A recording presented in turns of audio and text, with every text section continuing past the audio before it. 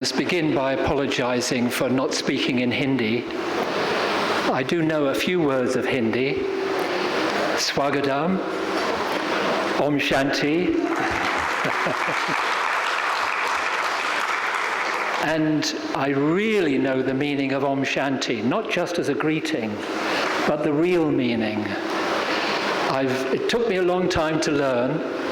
Sudesh Didi was one of my first teachers back in London more than 40 years ago.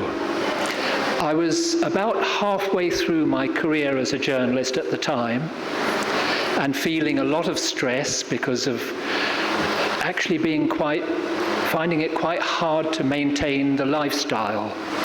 Materialistic, very striving, quite a yuppie lifestyle. I don't know if you remember the expression yuppie. It meant materialistic, married, children, ambitious, ego-driven actually.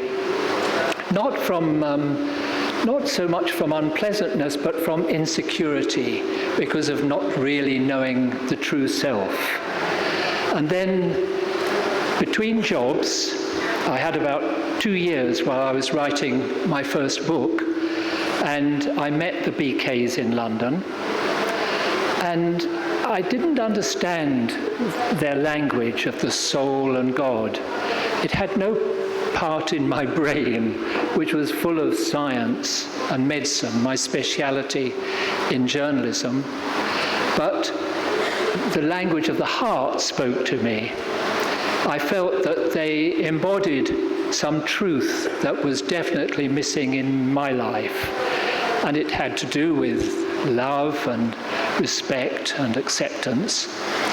And I felt it so strongly that I resolved that I would become a student with the BKs, and I've been the role who has a soul. This shift is simple, but for it to be real inside actually takes quite a lot of practice, depending on how strong the other ideas are in your head. The other thing is that our lives are full of so much information, so many stimuluses, so many demands on us that pull us into the world outside us, that even if you're brought up in a culture that understands the spirit, you can lose sight of the spirit because of being pulled so strongly into all the things of the everyday life. Especially in media work, it's very full of tension and stimulus. So stillness allows you to make the connection. This is so transformational in life. So I'm actually a living example of the proof that what you've been hearing about from the speakers, that this change can happen, Ramraj can come, a better world, a new social order is possible, but it really truly begins with the self. The self has to change its vision of itself, away from being so identified with the body, with your partner, with your children, your grandchildren in my case. All of that is lovely. There's no problem with any of that. There's no problem with possessions and positions and relationships. All of those are the beauty of life, but we mustn't identify with them so strongly.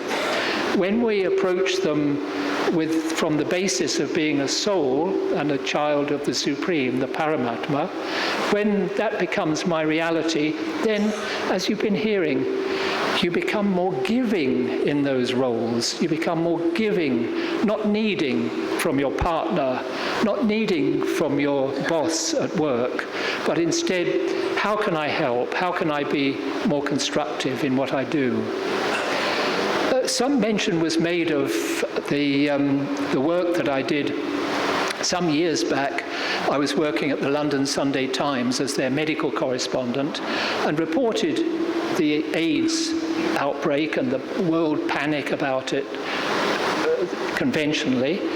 And then I came across some scientists. This was before the age of the internet, but some scientists, leading ones, including Nobel Prize-winning scientists, had challenged the virus theory of AIDS. They said, there isn't a virus. It is not, this is a mistake being made. COVID virus is real, it's genetically engineered, definitely a product of science, and no matter how much there was an attempt to cover that up, it's gradually being understood. So I also wrote quite a lot about COVID in hoping that some of the worst mistakes could be eased. Not many people listen when you challenge such a fear-mongering story as went across the world. I believe there were a lot of mistakes made. But again, one of the lessons that I learned, this was from Sudesh Didi also, one of her sayings was, light does not. This is also a strength that I've taken from my work from the practice of Raj Yoga over these years. So I would say definitely for this new social order, the place to start is with the self. And it is possible, but it takes attention, it takes an awakening love for the divine, it takes the support of experienced yogi sisters who came out of India and who have inspired thousands across the world actually to take up the BrahmaKumaris lifestyle and the practice of Raj Yoga.